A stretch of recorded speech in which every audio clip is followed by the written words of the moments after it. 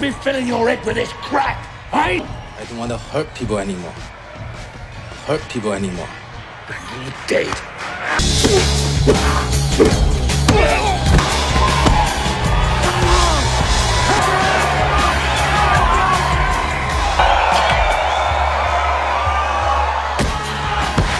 Assalamualaikum warahmatullahi wabarakatuh.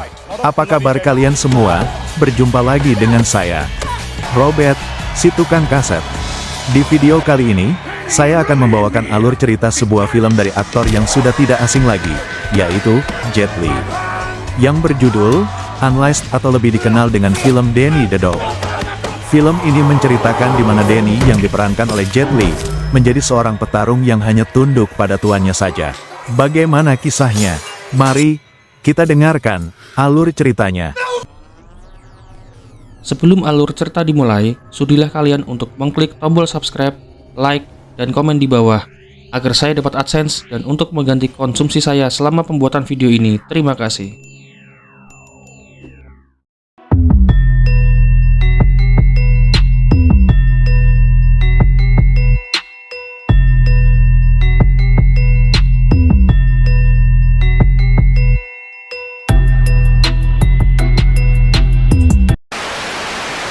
Film diawali dengan memperlihatkan seorang pria lugu tengah berjalan bersama majikannya.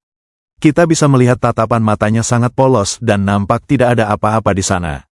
Namun ketika kalung anjingnya dibuka oleh sang majikan, pria tersebut langsung menghajar orang-orang di sana dengan sangat membabi buta.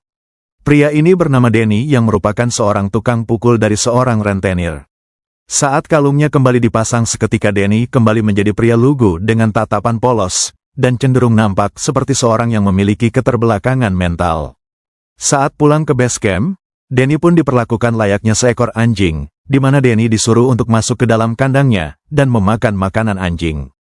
Selesai makan, Danny pun memukul samsak miliknya yang sudah usang, hingga saat Danny memukul terlalu keras, samsak tersebut pun robek. Satu-satunya benda yang berharga yang dimiliki Danny adalah sebuah boneka dan buku gambar anak-anak yang selalu dilihatnya sebelum tidur. Danny memiliki ketertarikan kuat terhadap sebuah piano, yang mana itu akan berhubungan dengan masa lalunya, yang akan terungkap nanti.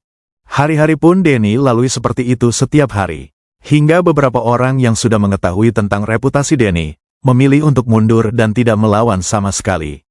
Sampai di sebuah tempat lelang perhiasan, terlihat ada sang pemilik tempat di sana, di mana dia sudah mengetahui tentang bagaimana cara kerja si bos dan Danny, yaitu jika kalungnya tidak dilepas, maka Danny tidak akan bereaksi. Di situ si bos juga mengatakan bahwa untuk menciptakan binatang buas, maka didiklah seseorang dari kecil, dan perlakukanlah orang itu layaknya binatang, dan itulah yang membuat Danny bisa sampai sekarang ini. Hingga saat si pemilik memerintahkan semua orang, Danny pun hanya bisa menyaksikan bosnya dan anak buahnya teriak tanpa bereaksi apapun. Hal ini cukup masuk akal, karena Danny dididik untuk tidak memiliki emosi dan rasa kasih sayang, yang membuatnya terbiasa untuk berkelahi. Saat kalungnya dibuka, sementara itu sang pemilik tempat lelang pun pergi ke ruangan lain, untuk menemui para tamu yang ada. Saat si bos rentenir dan anak buah selesai disiksa, akhirnya dia mendapatkan kesempatan untuk membuka kalungnya. Seketika semua orang pun dihajar sampai masuk ke ruang para tamu. Yang menarik adalah salah satu tamu yang merupakan pemilik tempat tarung ilegal, yang terus memperhatikan Danny, dan melihat potensi pada dirinya. Saat kembali ke base camp, si bos pun memarahi Danny, karena dia sama sekali tidak menolong. Karena, seekor anjing saja akan menolong majikannya saat berada dalam bahaya.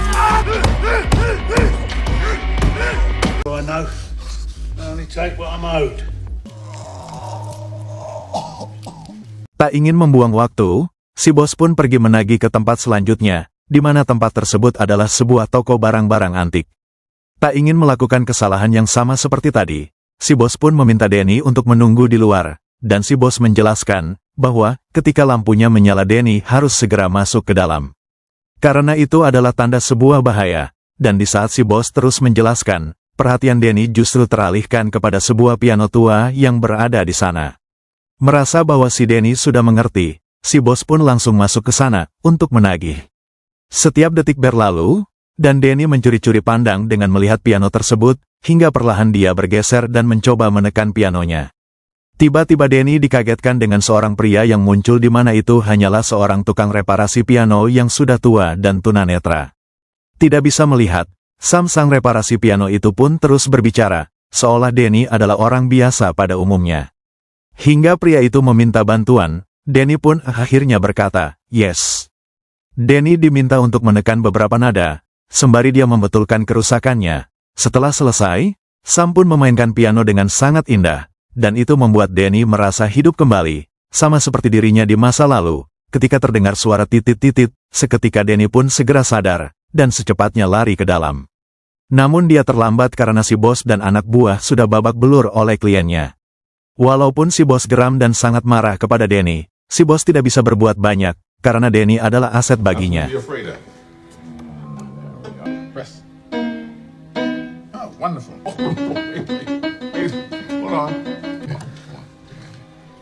Put your fingers right there. I did too. What's your name? Me too.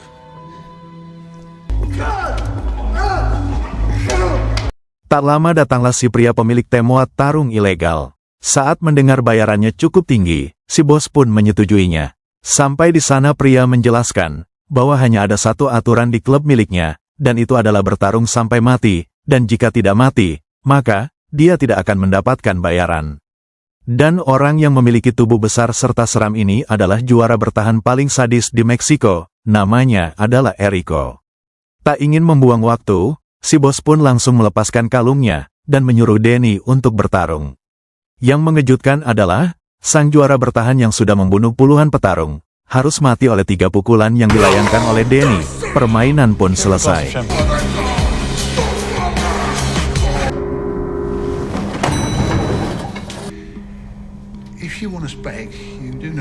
Dengan banyak uang yang didapatkan, si bos pun terlihat sangat senang, dan menawarkan Denny sesuatu yang diinginkannya, dan yang Denny inginkan adalah sebuah piano.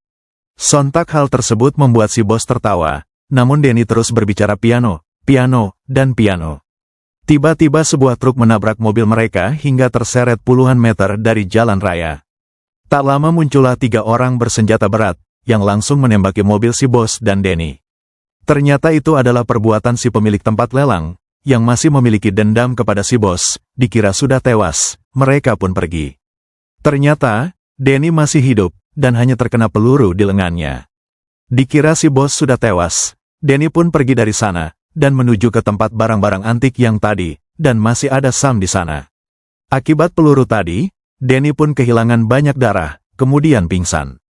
Saat sadar Denny sudah berada di atas kasur, yang ternyata itu adalah rumah paman Sam. Ketika Sam masuk dengan membawa makanan, Denny langsung sembunyi di bawah kasur. Tak lama datanglah anak tiri dari Sam yang bernama Victoria. Dan saat Sam melihatnya, dia langsung menutup pintu. Mengetahui Denny suka musik, Victoria pun masuk ke kamar dan memberikannya sebuah piano kecil untuk Denny. Hingga saat mereka akan makan malam, Denny pun akhirnya keluar, dan memutuskan untuk beradaptasi dengan rumah barunya. Oh, sure.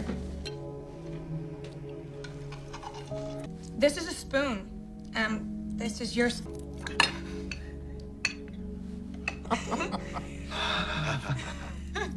Keesokan harinya, saat Sam makan melepas kalung di leher Denny, Denny bereaksi untuk tidak membukanya. Selanjutnya Denny diajak untuk mengikuti aktivitas Sam, di mana mereka mengantar Victoria ke sekolah, kemudian pergi ke swalayan untuk belanja bahan makanan. Di rumah, Denny pun melihat beberapa foto di kulkas, di mana itu adalah foto Sam dan Victoria, yang ternyata Victoria adalah anak dari temannya sendiri. Di mana saat orang tua Victoria meninggal, Sam pun diberi amanah untuk merawatnya. Saat Denny ditanya, di mana orang tuanya, Denny pun mengatakan bahwa dia tidak ingat di mana hari-hari setelah itu. Denny seperti dilahirkan kembali, dan memiliki keluarga baru yang sangat baik kepadanya. Hal itu merupakan hal yang tidak pernah Denny rasakan sebelumnya. Dan yang menarik, ketika suatu hari saat mereka sedang belanja, tiba-tiba ada beberapa orang berkelahi di sana.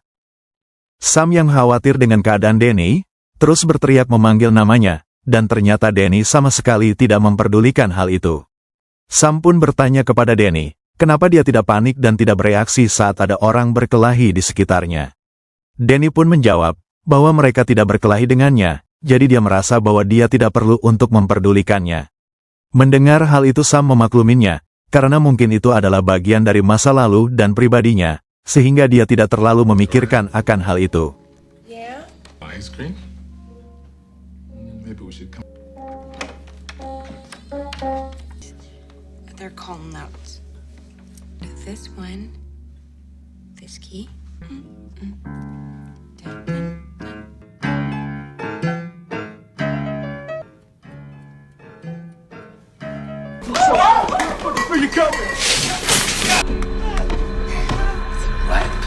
Asking questions that we thought to when people were ready to give their name.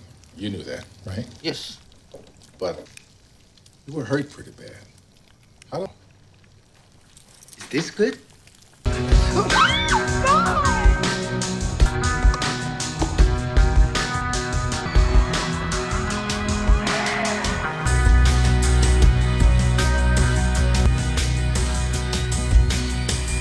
Hingga suatu malam saat kedekatan mereka terjalin semakin erat, Victoria pun memutuskan untuk membuka kalung di leher Danny. Awalnya Danny ketakutan dan teringat masa lalunya. Namun ketika sudah dilepas, Danny akhirnya menjadi seseorang yang baru, dan bukan Danny dedok lagi. Esoknya Danny diajak oleh Sam untuk pergi bekerja bersama, di mana mereka berdua menjadi partner yang sangat cukup baik, dan Danny mendapat bagian dari hasil kerjanya itu. Danny bertanya untuk apa uang itu. Sam menjawab, terserah kamu Danny. Danny pun pergi sendirian ke sebuah toko dan membeli beberapa topi yang lucu untuk diberikan kepada Victoria dan Sam. Ketika saat ia akan pulang, tiba-tiba dia tak sengaja bertemu dengan salah satu anak buah dari si bos rentenir tadi. Dia pun mengatakan bahwa si bos ternyata masih hidup dan sedang mencari Danny kemana-mana. Danny pun mengatakan bahwa dia tidak akan kembali karena sudah memiliki keluarga yang baru. Namun dia mengancam akan mendatangi keluarga barunya, itu jika Danny tidak kembali tiba di markas. Si bos terlihat sangat senang dengan kembalinya Danny, dan ingin agar Danny kembali bersamanya. Tapi sebelum itu, Danny mempunyai satu pertanyaan, yaitu di mana ibunya. Dwell on the past. Do you want to know what your future is, Danny? Pada akhirnya Danny kembali menjadi binatang buas di mana si bos mengajak Danny kembali bertarung di tempat Fight Club waktu itu. Saat pertarungan akan dimulai, Danny terus mengatakan bahwa dia tidak ingin menyakiti orang lain lagi. Kesal akan hal itu, si bos mendorong Danny ke arena, hingga dia harus bertarung dengan petarung di sana. Danny hanya bisa menghindar dan bertahan dari lawannya, karena dia benar-benar sudah tidak ingin menyakiti orang lain lagi. Melihat hal itu, si bos pun melemparkan sebuah senjata, agar Danny bisa melawan, namun Danny tetap bertahan. Si pemilik klub itu memutuskan untuk menurunkan 3 petarungnya, sehingga sekarang Danny harus melawan 4 petarung sendirian. Dari situ Danny semakin dihajar habis-habisan, hingga dia terlempar dan hampir tak sadarkan diri. Menyadari situasi ini, akhirnya Danny memutuskan untuk melawan. Agar pertarungan lebih seru, mereka pun melemparkan berbagai senjata, namun hal itu tidak membuat Danny kalah, dan terus melawan dengan tangan kosong, hingga mereka semua berhasil dikalahkan dengan cara dibuat cedera.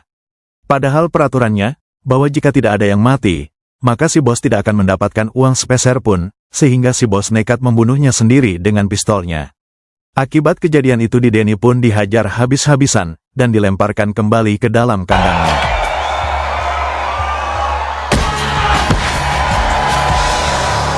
These people came to see a fight, not a bloody game of...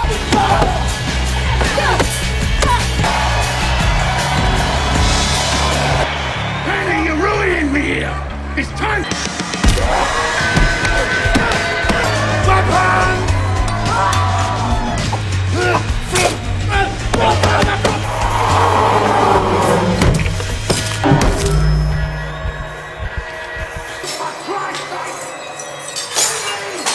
Di sisi lain, Victoria pun mempertanyakan di mana Danny sekarang, dan karena dia mengira bahwa Danny bahagia bersama mereka. Sam pun menjawab, bahwa terkadang bahagia saja tidak cukup, dan mungkin dan ingin mencari siapa jati dirinya yang sebenarnya. Danny terlihat sedang melihat buku miliknya lagi, di mana dia menemukan sebuah foto ibunya di sana, hingga saat si bos sedang melakukan pengencrotan bersama seorang wanita, tiba-tiba Danny muncul di sana, dengan memaksa si bos untuk mengatakan yang sebenarnya. Karena takut, si bos menunjukkan foto-foto ibunya, dan mengatakan bahwa ibunya seorang pelacur, dan telah dibunuh oleh temannya di masa lalu. Kemudian si bos memutuskan untuk merawat. Si bos mengatakan bahwa sebuah keluarga harus dipertahankan, apapun yang terjadi. Mendengar hal itu Danny pun sadar bahwa dia sudah memiliki keluarga sendiri, yaitu Sam dan di Victoria. Di dalam mobil, Danny langsung memberontak, hingga mobil oleng, dan mengalami kecelakaan. Dengan cepat Danny pergi kembali ke rumah Sam, di mana mereka sudah menunggunya. Di sana, dengan foto yang dibawa Danny, Victoria mencari klub tentang ibunya Danny. Yang ternyata adalah seorang pemain piano, dan ada beberapa foto murid di sana dengan jendela yang sangat besar. Hingga Sam menyimpulkan bahwa mungkin saja ibu Danny adalah seorang guru piano di sebuah akademi. Untuk itu mereka pun pergi ke sana dan mencari arsip tentang seorang wanita Asia yang pernah mengajar di sana. Setelah semua terungkap, akhirnya Danny bisa hidup dengan tenang, dan menjalani hidupnya yang baru bersama Sam dan Victoria. Saat Victoria memainkan not dari kertas milik ibunya, seketika Danny teringat masa lalu bahwa si boslah yang telah membunuh dan memperkosa ibunya, di mana Danny disuruh untuk bersembunyi di dalam lemari, dan menyaksikan langsung kematian sang ibu, dan yang terjadi kemudian si bos merawatnya, dan menjadikan Danny sebagai anjing peliharaannya.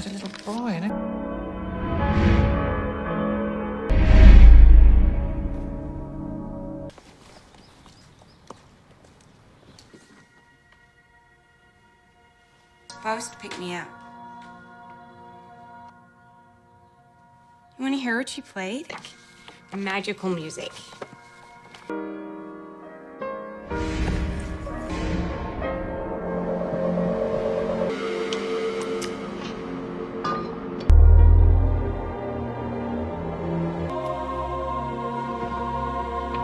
But I really do need to know where to find him. What is this? Oh, Sam! Danny? Setelah semua terungkap, Danny langsung mengajak mereka berkemas untuk pergi dari sana, karena bisa dipastikan mereka sudah tidak aman lagi berada di sana. Namun mereka terlambat, karena si bos membawa beberapa pasukan dan seorang ahli bela diri yang sudah menunggunya di mobil. Menyadari hal itu, Danny menyuruh Sam dan Victoria bersembunyi di dalam lemari. Danny sendiri langsung menghampiri mereka dan pertarungan pun terjadi. Walaupun beberapa orang menggunakan senjata, Danny tetap tenang dan berhasil menjatuhkan salah satu pasukan si bos tepat di samping mobilnya. Menyadari bahwa Danny tidak mudah untuk ditangkap, di bos pun menurunkan sang ahli bela diri untuk menangkapnya langsung. Sementara itu, Danny terlihat sedang dikejar di atas gedung hingga saat tidak ada jalan lain, Danny pun memutuskan untuk masuk ke dalam sebuah gedung tersebut. Tiba-tiba muncullah seorang ahli bela diri yang langsung menebasnya, namun beruntung tebasannya itu hanya menebas sebagian rambut dari Danny. Dari sini terjadilah pertarungan sengit, hingga akhirnya Danny berhasil terlempar keluar dan tersangkut di sebuah kabel. Kemudian masuk ke apartemen seorang wanita yang sedang mandi. Tak mudah menyerah, sang ahli bela diri pun langsung menyerangnya, dan terjadilah pertarungan di tempat sempit yang membuat temboknya rusak terkena pukulan dari mereka berdua. Ternyata tanpa senjata, sang ahli bela diri itu ternyata tak sejago yang dibayangkan. Hingga dia harus terjatuh tepat di atas mobil si bos. Melihat hal itu, si bos langsung turun tangan, dan terlihat bahwa anak buahnya berhasil menjebak Danny di sebuah ruangan saat Danny memutuskan untuk pergi melalui celah atap. Si bos pun menyadari itu dan menyuruh anak buahnya untuk menunggu di sana, hingga sampailah dia di apartemen milik Sam. Di situ si bos merayu dan membujuk Danny untuk kembali, dan saat si bos akan memasang kembali kalungnya, Danny menahannya, dan mengatakan bahwa Danny sudah mempunyai keluarga baru.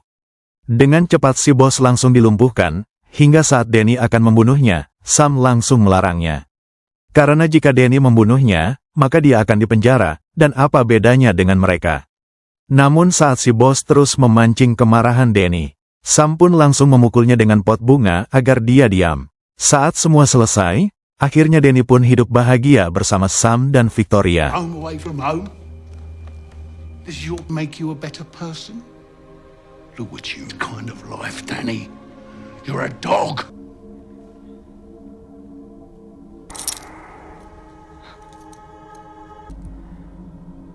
What did you say? You, me. Welcome home, Danny. Now, if you kill him, Danny, everything you've done to make yourself happy. I screwed you every day. You escape when I made you.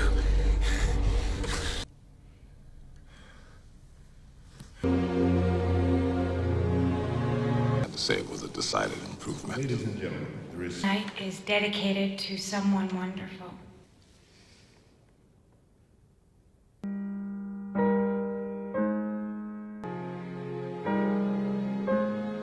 Dan film pun berakhir. Oke kawan-kawan, setelah mendengar sampai habis alur cerita ini, langsung saja kalian klik kolom deskripsi, karena di situ ada juga loh alur cerita film lainnya. Semoga teman-teman mengerti dan terhibur dengan alur cerita yang saya bawakan, dan sampai jumpa di film berikutnya.